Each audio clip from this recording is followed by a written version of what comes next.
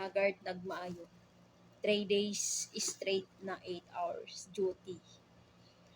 Pero niya akong mga madam kay mga buntis. Tapos nagihatag sa madam sa kuha ice cream.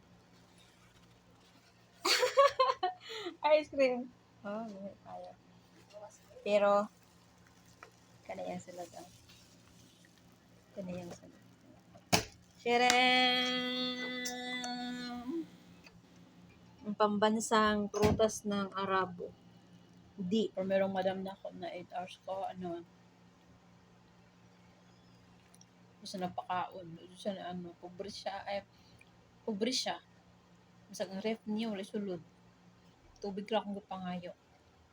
Gihurot na ko yung tubig na 1 liter.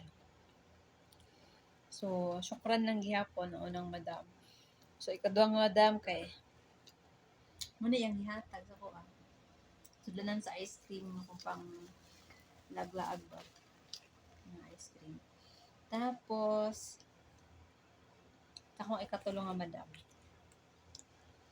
Ayan, kani yung gihatag guys.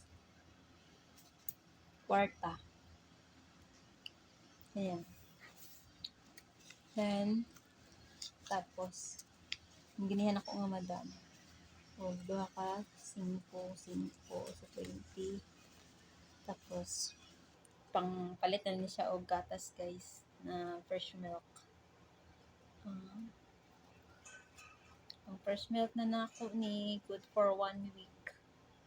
Ayan, para matibay-tibay ang atong backbone guys. Kaluoy naman. Kaluoy sa pobre.